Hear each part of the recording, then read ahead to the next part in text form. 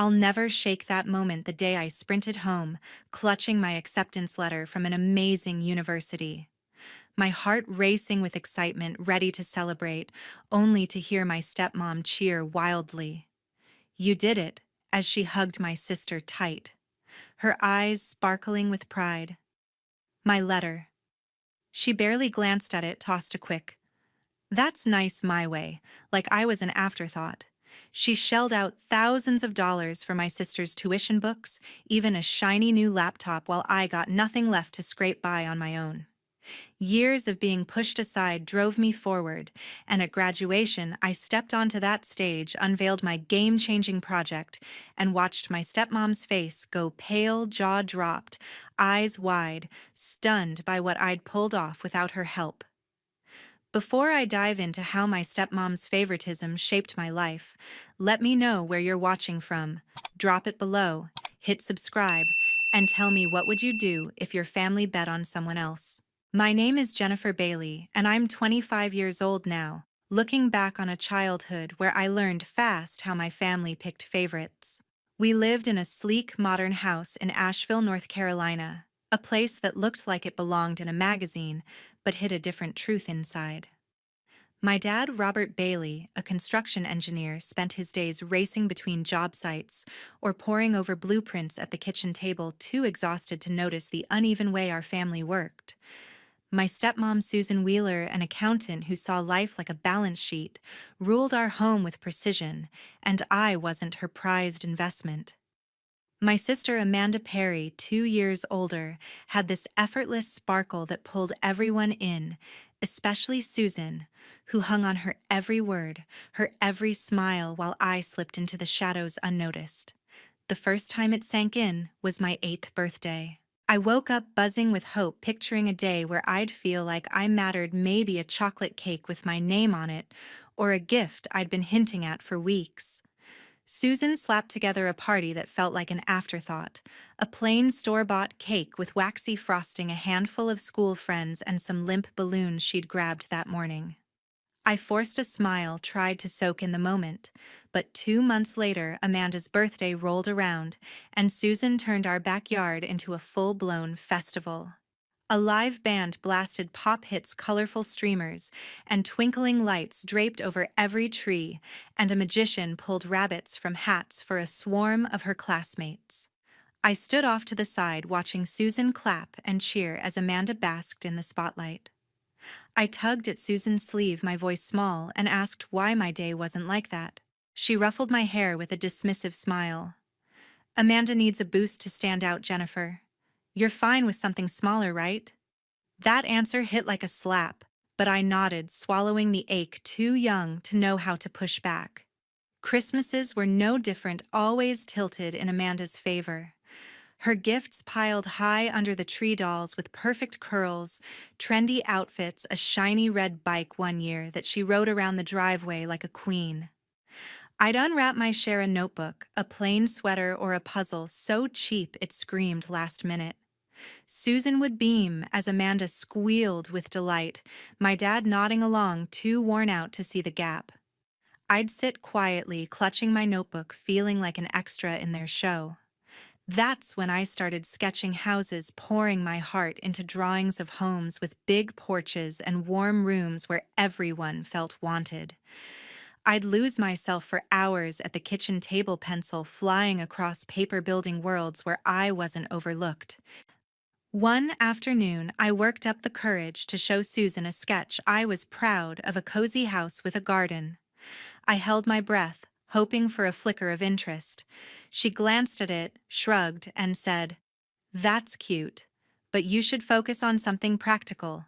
Your sister's got big plans we're investing in." Her words landed like a punch, but I didn't let go of my pencil. I kept sketching, determined to hold on to my dream of becoming an architect.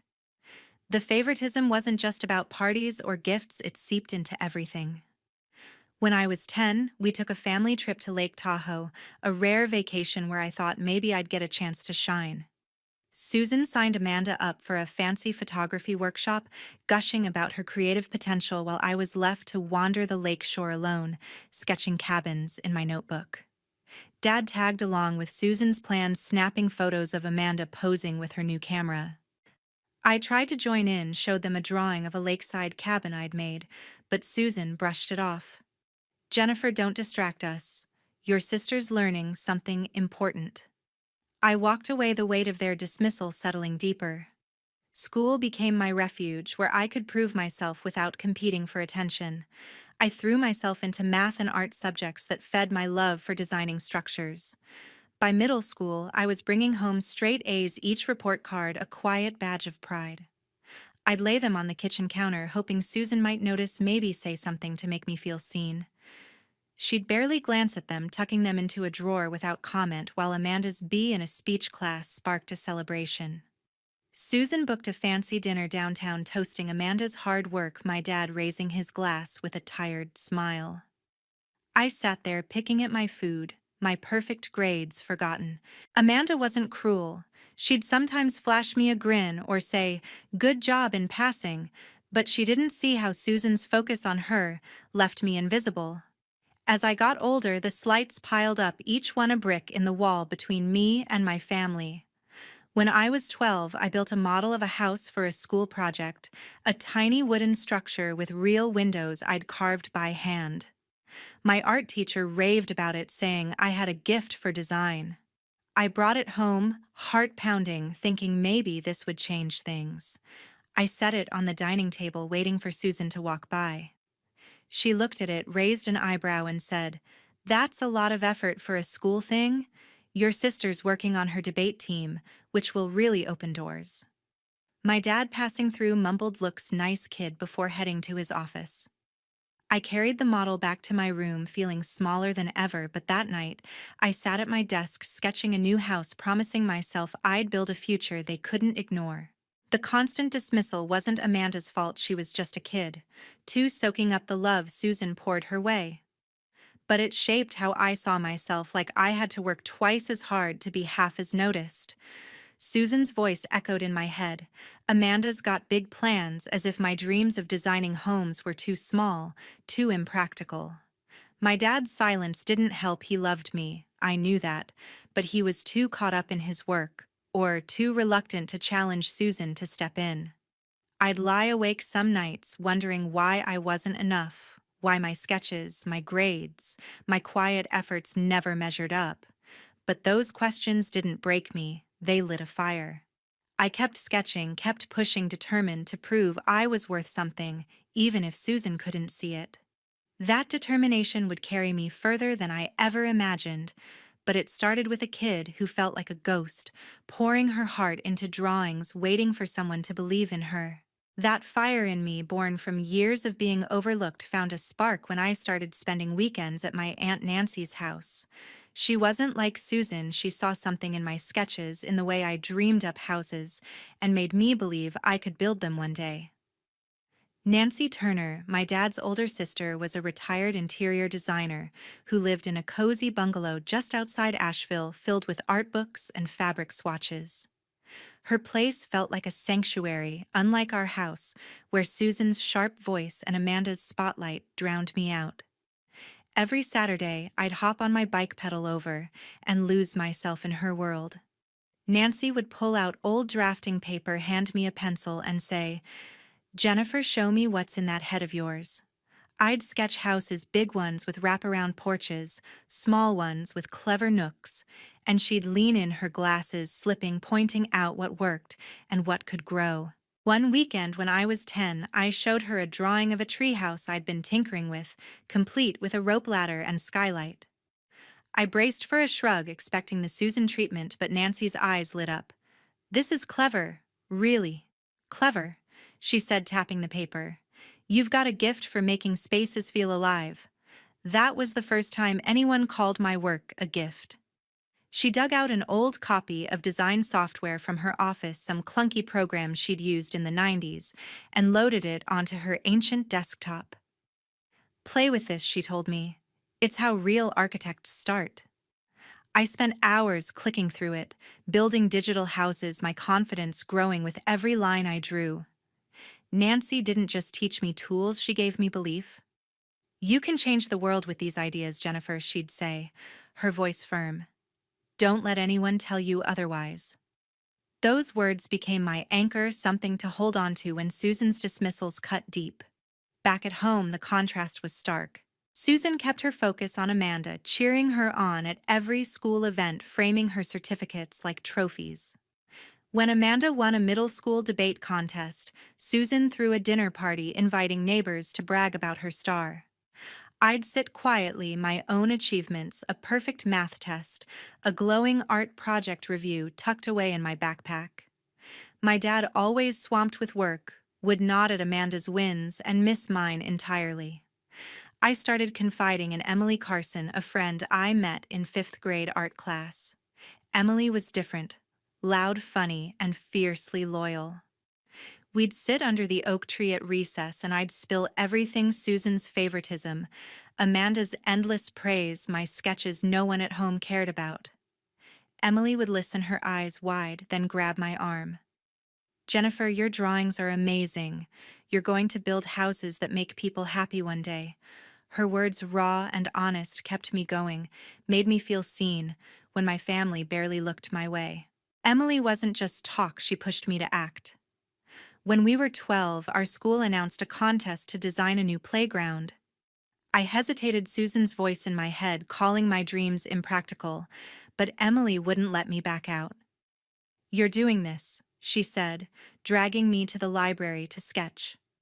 I poured weeks into it, designing a playground with ramps for kids in wheelchairs and a climbing wall shaped like a mountain. Nancy helped too, suggesting materials, tweaking angles, her feedback sharp but kind. I submitted my plan, heart-pounding, half expecting to lose. When they announced I'd won first place, Emily screamed so loud the whole auditorium turned. My name was in the school newsletter, my design slated to be built. I rushed home, clutching the certificate, thinking maybe this would change things. Susan skimmed it, said, "That's nice, Jennifer," and turned back to Amanda's latest debate prep. My dad, distracted by a work call, mumbled, "Good job, kid." Their indifference stung, but Nancy and Emily's belief carried more weight. Those moments with Nancy and Emily shaped me, turned my hurt into drive. Nancy kept pushing, giving me books on architecture, taking me to see local buildings, showing me how design could tell a story. One summer, she drove me to Charlotte to see a community center she'd worked on years ago, a simple brick building that felt warm, welcoming. "This is what you'll do," she told me, her hand on my shoulder. "Build places that matter." Emily, meanwhile, was my cheerleader at school, urging me to join the art club, hyping up my projects to anyone who'd listen. When I doubted myself, Susan's words creeping in, Emily would snap me out of it. "You're Jennifer freaking Bailey," she'd say, grinning. "You're going to outshine them all." The favoritism at home didn't ease up. Susan's focus stayed glued to Amanda. By high school, Amanda was racking up awards in speech and drama, each one a reason for Susan to gush and plan celebrations. My grades stayed perfect, math, art, even physics feeding my architecture dreams, but Susan barely noticed. Once, I overheard her telling a neighbor, "Amanda's got such a bright future. Jennifer's just quiet, you know." That cut deeper than her usual shrugs. My dad wasn't much better, his work consumed him, and he let Susan steer the family ship. Amanda wasn't cruel. She'd sometimes toss me a smile or say cool drawing, but she didn't see how her spotlight left me in the dark. I stopped expecting change at home. Instead, I leaned harder on Nancy and Emily. Their belief fueled my resolve. I started entering more contests, small ones at first, like redesigning a school courtyard, then bigger ones like a county-wide art showcase. Each win, each nod from a teacher or judge built my confidence. Nancy framed my first award, a certificate for a garden design, in her living room, right next to her own work. "You're on your way, kiddo," she said, her eyes shining. Emily would drag me to school assemblies to cheer when my name was called, making me laugh even when I wanted to hide. Their support wasn't loud like Susan's for Amanda, it was steady, real, and it kept me moving forward. I'd sit at Nancy's drafting table or sketch with Emily at the library, dreaming of a future where my designs would stand tall, where no one could overlook me again. That dream was still far off, but with Nancy and Emily in my corner, I knew I'd fight for it no matter what it took. With Nancy and Emily in my corner, I carried that belief into high school, pouring every ounce of energy into my sketches and grades, determined to carve my own path. But nothing prepared me for the day my acceptance letter from UNC Charlotte arrived, when Susan's favoritism hit harder than ever. I'd worked relentlessly through high school acing math, art, and physics, stacking up awards for small design projects like a community garden layout that won a county contest. My teachers saw my drive, urging me to aim for UNC Charlotte's architecture program, one of the best in the state. I spent late nights perfecting my portfolio, sketching sustainable homes with clever layouts, dreaming of a future where my designs could make a difference. When that acceptance letter landed in our mailbox, I tore it open, heart racing, thinking maybe this would finally shift things at home. I rushed inside, waving the letter, only to find Susan in the living room stringing up balloons and a banner for Amanda, who'd just gotten into the same school for communications. "Amanda's going to shine at UNC." Susan beamed, hugging her tight. I stood there clutching my letter and said I got in too to the architecture program. Susan glanced over, her smile fading slightly. "That's nice, Jennifer, but Amanda's degree will open big doors. We're throwing her a party tonight." My dad, just home from a job site, nodded absently. "Good work, kid," before joining the celebration prep. That night, neighbors filled our house toasting Amanda's future while I stood in the corner, my letter tucked away, my moment swallowed by her spotlight. The real blow came a week later at a family meeting. Susan sat at the dining table, her ledger open, and announced, "We've crunched the numbers for college costs. Amanda's tuition, dorm books, and expenses were covering it all." My heart lifted for a second.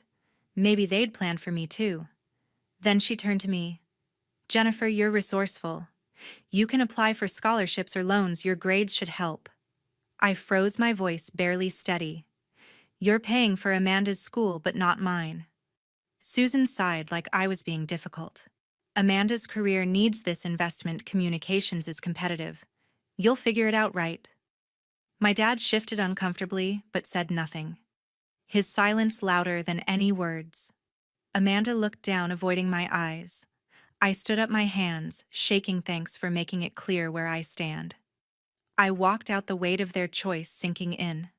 That moment lit a new fire, not just to prove them wrong, but to prove I could do it alone.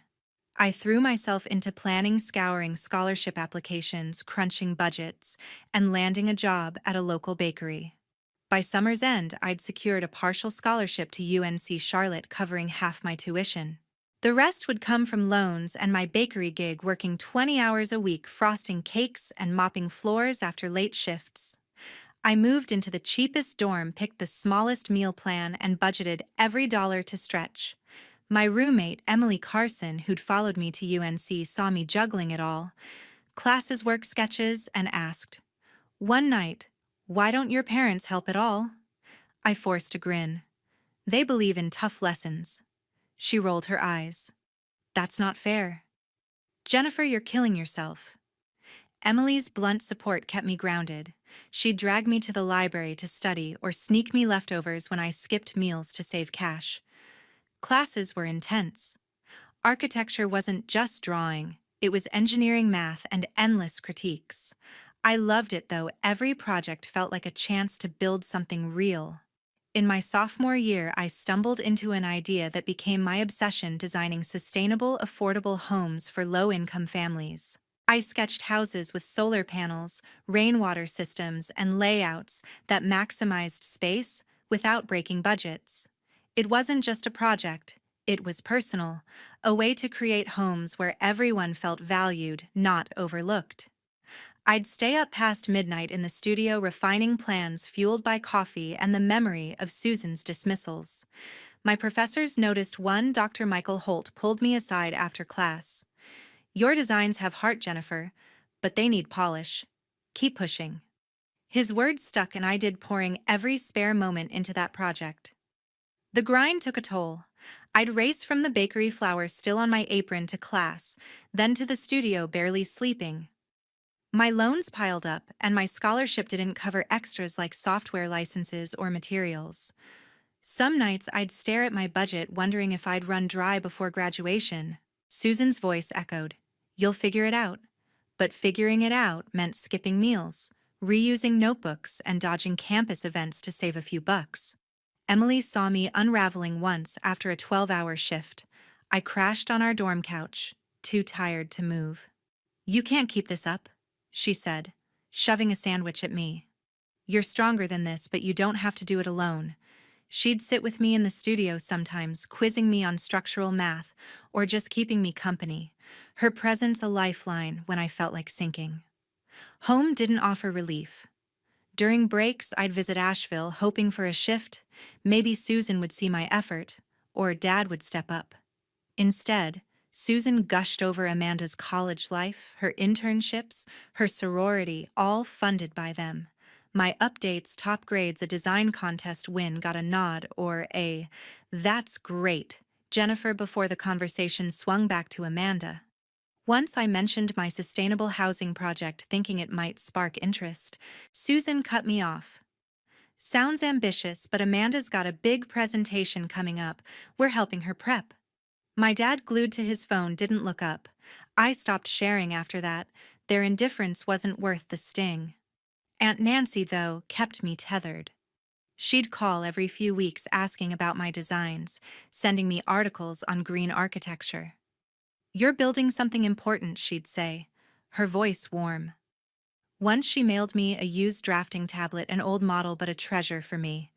"Use it to make those houses real," her note read. I'd clutch that tablet in the studio, sketching with a focus I didn't know. I had every line, a step toward proving I didn't need Susan's money or approval. Emily backed me too, pushing me to enter my housing project in a regional design showcase. I hesitated. Susan's impractical label still lingered, but Emily wouldn't budge. "You're not letting her win." I submitted it, and it placed third, a small win, but enough to make me believe I was on the right track. By junior year, my sustainable housing project was taking shape, blueprints for homes that could change lives. Homes I wished I'd grown up in, where no one felt like an afterthought. But the cost of getting there, financially, physically, emotionally, was brutal. I'd collapse into bed some nights, my hands stained with ink, wondering if I could keep up the pace. Susan's words, "Amanda's career needs this investment," played on repeat, fueling a mix of anger and resolve. I wasn't just fighting for a degree, I was fighting to prove my worth, to build something so undeniable, even Susan would have to see it. That fight wasn't over, but every sketch, every shift, every sleepless night brought me closer to a moment I couldn't yet name, a moment when my work would speak louder than her silence. That relentless drive forged through sleepless nights, and Susan's indifference carried me to my final year at UNC Charlotte, where my sustainable housing project started turning heads. But the real test came at graduation, when I stood on that stage, ready to make Susan see what she'd overlooked for years. By senior year, I'd poured everything into my design blueprints for affordable homes, with solar panels, rainwater systems, and layouts that made small spaces feel boundless. It wasn't just a school assignment. It was my answer to a childhood spent feeling invisible, a way to build homes where no one would be an afterthought. My professor, Dr. Michael Holt, saw its potential early, pulling me aside after a critique. "Jennifer, this could change lives. Refine it, and it's award-worthy." His words lit a fire, and I pushed harder, spending late nights in the studio, tweaking every detail, fueled by the belief that my work could matter. The project caught more than Dr. Holt's eye. By spring, it won a university design challenge, earning a spot in a regional showcase. Word spread, and David Lawson, CEO of a major architecture firm, reached out wanting to see my plans in action. I kept it quiet, didn't tell Susan, Dad, or Amanda, knowing they'd brush it off as another cute hobby.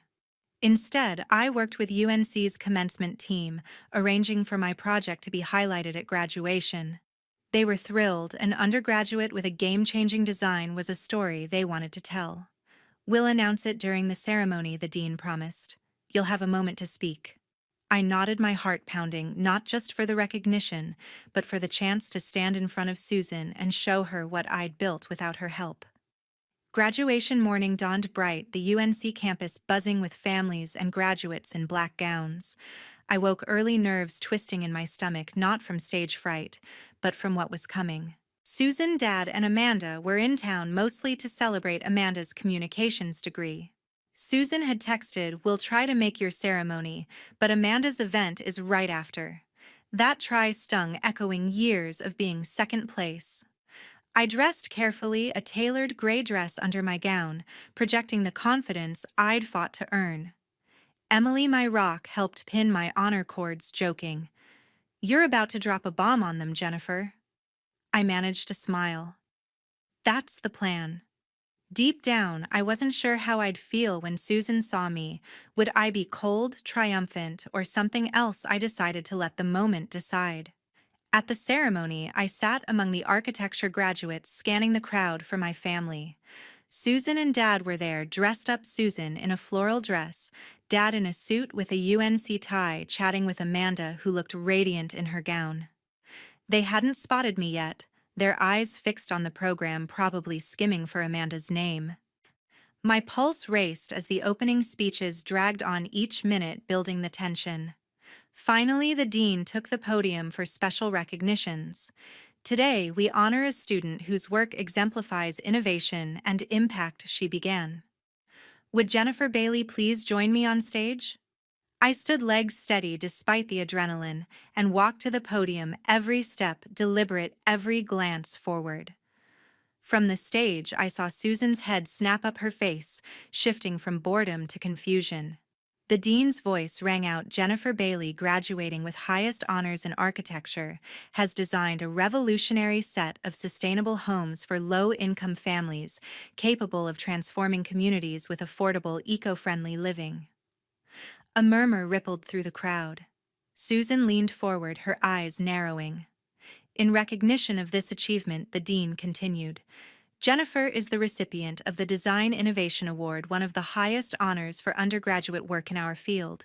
Furthermore, her project has secured a partnership with Lawson Architecture, a $3,500,000 deal to bring these homes to life."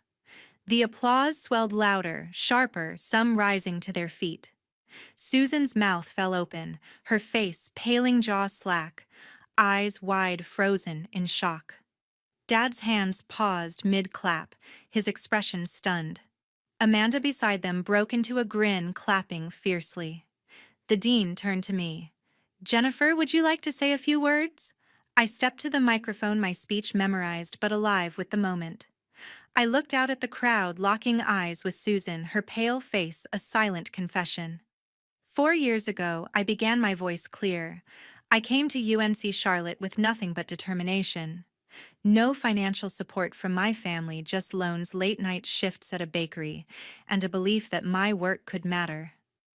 I built this project through countless nights in the studio, driven by a vision of homes where everyone feels valued. Susan shifted in her seat, her hands gripping her purse. "I'm grateful to those who saw my potential, my Aunt Nancy, my friend Emily, my professor, Dr. Holt. They believed in me when others didn't." I paused, letting the omission of my family hang heavy. This award, this partnership, they're proof that perseverance can turn dreams into reality even when the people closest to you bet against you. The crowd erupted, many standing again. Emily's cheer cutting through the noise.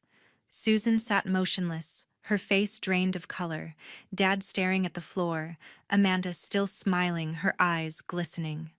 The rest of the ceremony blurred my name, called for my diploma, the applause louder than for others.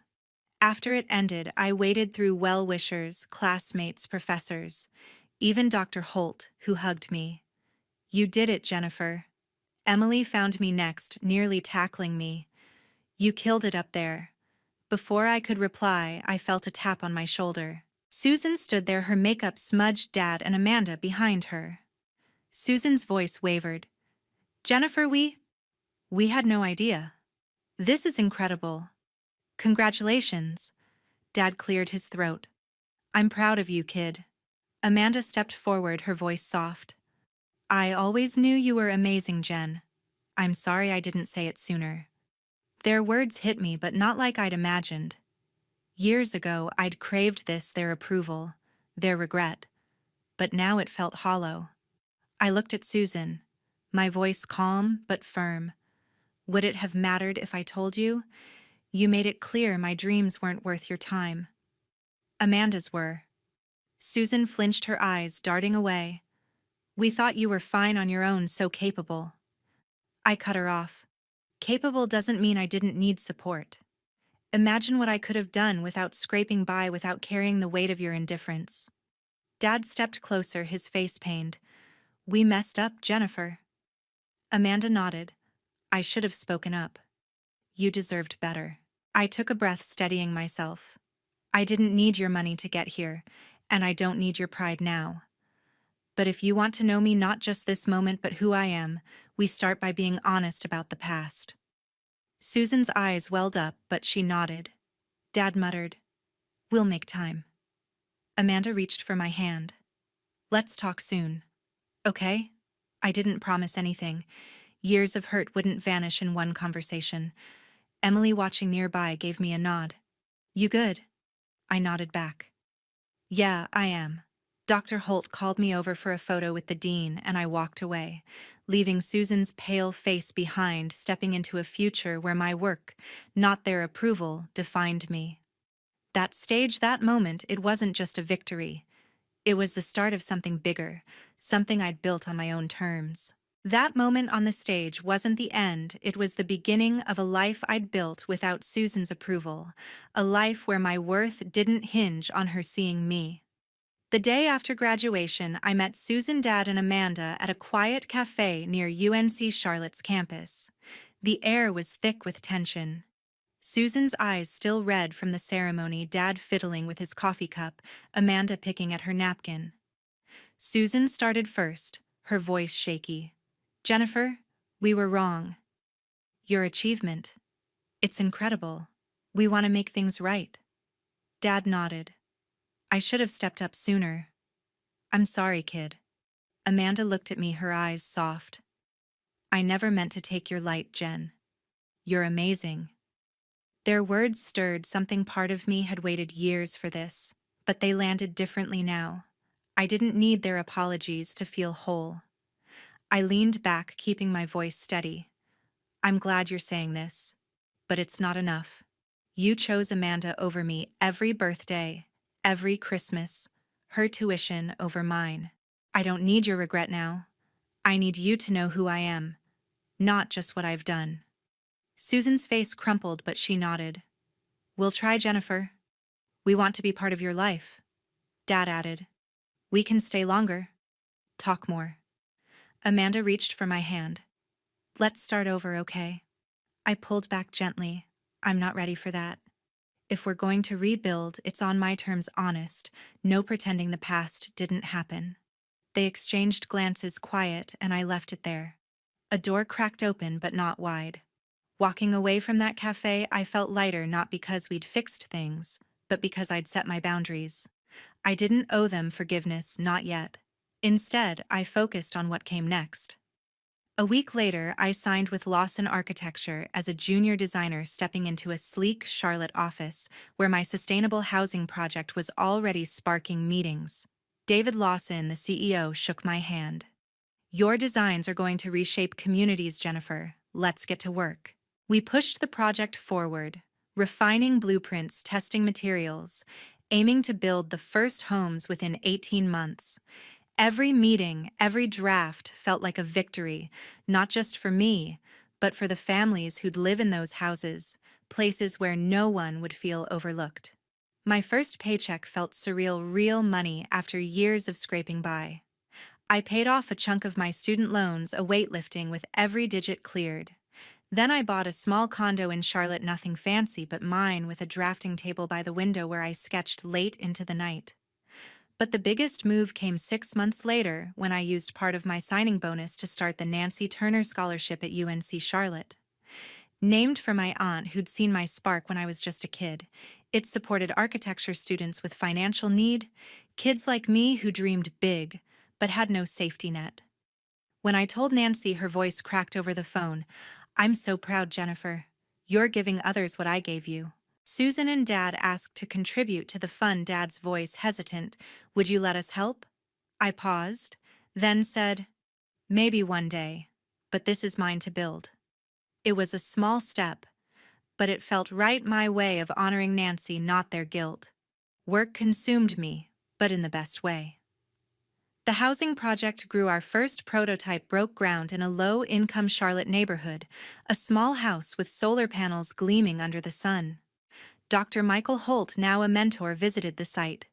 "This is why we teach, Jennifer. You're making a difference." Emily, still my rock, came to cracking jokes about my hard hat, but tearing up when she saw the house. "You did this," she said, hugging me tight. Those moments standing on that dirt lot, seeing my designs take shape, were proof I'd built something bigger than Susan's indifference. My family wasn't out of the picture, but we moved slowly. Susan sent texts, awkward at first, asking about my work, my life. I replied sparingly, testing their effort. Dad called monthly, his voice softer, asking about my designs, once he even read an article on sustainable housing to keep up. Amanda visited Charlotte once over coffee and opened up. "Growing up, I felt pressure to be perfect for them. It wasn't fair to you, Jen. I'm sorry." Her words surprised me. Favoritism hurt us both just differently.